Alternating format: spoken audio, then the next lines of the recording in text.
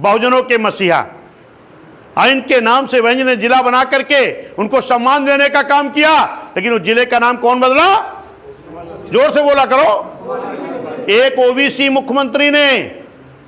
और किस समाज से आते छत्रपति साहू जी महाराज? ओबीसी समाज से। ऐसे ही ओबीसी का विकास करेंगे? अरे हमारी योजनाओं को रोका, हमारे महापुरुषों का अपमान किए। इतने नहीं, मेडिकल कॉलेज छत्रपति साहू जी महाराज के नाम से बना, उसको बदलने का काम किए। संत रविदास नगर बना था, भदोही कर दिए। रमाबाई नगर बना था, कानपुर देहात कर दिए। और यहां तक बाबा साहब के नाम से बने जिले को बदल करके भीमनगर को संभल कर दिया। किसने? जोर से बोला करो भाई।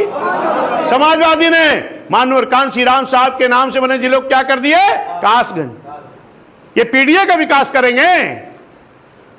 तमाम लोग बहुजन समाज पार्टी से भाग करके वहां गए हैं और क्या कहते हैं? पहले नहीं, अब पीडीए का विकास करेंगे। हम लोगों ने इनको सिखा दिया कि पीडीए विकास करेंगे। अभी कल हमारे एक गौरव पाल जी हैं, वो एक बड़े नेता का इंटरव्यू ले रहे थे, हमने सुना है। वो कह रहे थे पहले नहीं, अब विकास करेंगे पीडीए का। अब इनके अंदर मानवर कांसीराम साहब दिखाई पड़ रहे हैं। हमने कहा जिनके अंदर मानवर कांसीराम साहब देख रहे हो, उन्होंने ही मानवर कांसीराम साहब के नाम से बने जिले को मिटा दिया है। कह रहे नहीं, पहले कर रहे थे, अब नहीं करेंगे।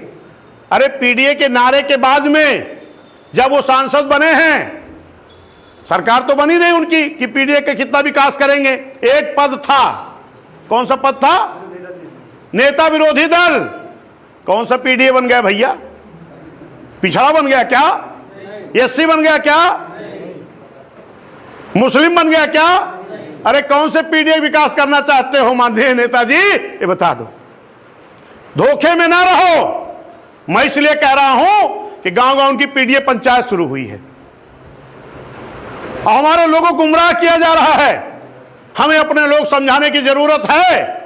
ऐसी गुमराहियत के नाते हम फेल हुए हैं 22 में और 24 में। इसी 24 में एक तरफ भारतीय जनता पार्टी के लोगों ने कहा 400 पार ले आओ, संविधान बदलेंगे। इन्होंने कहा संविधान बचाएंगे। ये संविधान बचाएंगे जिन्होंने हमारे आर्टिकल को बदल करके हमारा नुकसान किया है।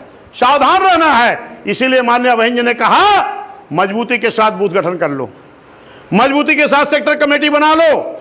अगर हर बूथ पर मेरे लोग मजबूत हो गए तो इनकी कोई चाल चलने वाली नहीं है। अगर बूथ पे हमारे मजबूत लोग हो गए, माननीय बहन जी ने जो काम किया है, जो काम इस देश की सरकारों ने 75-76 सालों में नहीं कर पाई, वो काम माननीय बहन जी ने 6 साल 6-7 महीने में करके दिखाने का काम किया है। किया कि नहीं? अगर यही काम हमारी बूथ कमेटी, सेक्टर कमेटी के लोग गांव गांव जाकर के बता देंगे कि किस तरह आपके साथ धोखा हो रहा है, किस तरीके बहन जी ने योजनाओं को लागू कराया था, किस तरीके लोगों ने योजनाओं को बंद किया है, अगर ये बताने में सफल हो गए आप, तो आप क्या कोई बूथ हारोगे क्या? बूथ हारोगे क्या? अगर बूथ नहीं हारोगे, अगर बूथ आप जीतते हो तो विधानसभा जीतोगे कि नहीं? और विधानसभा जीतोगे तो मुख्यमंत्री कौन बनेगा? माननीय बहन जी। तमाम लोग कहते हैं कैंडिडेट कौन रहेगा, बोल देना हाथी। कैंडिडेट कौन होगा? वोट कहां देना है, जिताना किसको है, सरकार किसके बनानी? हाथी की। सब कुछ हाथी। कह दो कैंडिडेट जो बहन जी भेजेंगे वो देखा जाएगा। लेकिन हम लोग, हम बहुजन समाज पार्टी के लोग गांव गांव जाकर के चौपाल लगाएंगे, अपने लोगों को समझाएंगे, हाथी के लिए वोट मांगेंगे, हाथी को वोट देंगे, हाथी को जिताएंगे और हाथी की सरकार बनाएंगे। सही है कि नहीं? जिद ठान लो, जिद। क्या जिद करके जाना है? क्या जिद करना है? सरकार बनाना है। अब की 2027 में माननीय बहन जी को मुख्यमंत्री बनाना है, बनाना है, बनाना है, बनाना है। इसकी जिद करके जाना है। समझ गए ना? हे मेरे साथियों, जो प्लानिंग बहन जी दें हम उस पर काम कर ले जाएं बस। अलग से हमको दिमाग नहीं लगाना है, अलग से कोई दिमाग नहीं लगाना है। अभी नारा लगा रहे थे माननीय दिलीप भाई, हमारे सुरेश भाई भी, उसी में एक नारा और जोड़ दो, जिस झंडे में हाथी होगा वही हमारा, जिस झंडे में हाथी होगा, और जोर से, जिस झंडे में हाथी होगा, ये क्योंकि तमाम बहुरूपिये, अभी माननीय बहन जी कुछ दिन पहले बोली थी कि भारतीय जनता पार्टी, कांग्रेस, समाजवादी की पार्टी की तरफ से उनके इशारे पर तमाम लोग बरसाती मेढक की तरह आएंगे।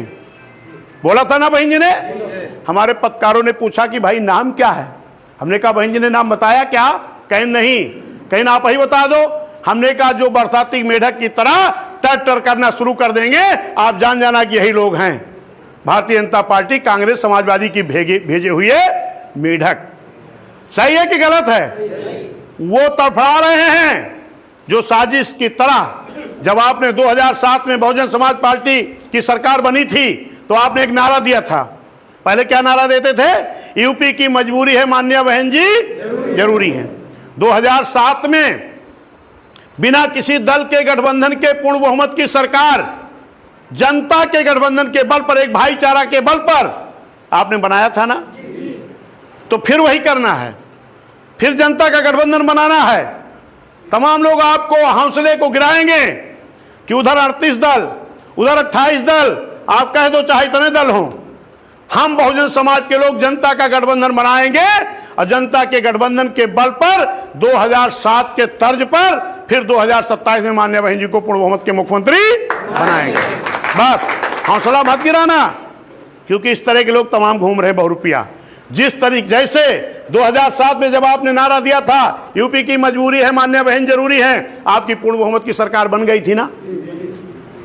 लेकिन जैसे आपने नारा दिया कि यूपी हुई हमारी, अब दिल्ली की बारी है, तब उनके सीने और पेट में दर्द हो गया जो दिल्ली में बैठे थे। तब उन लोगों ने एक साजिश के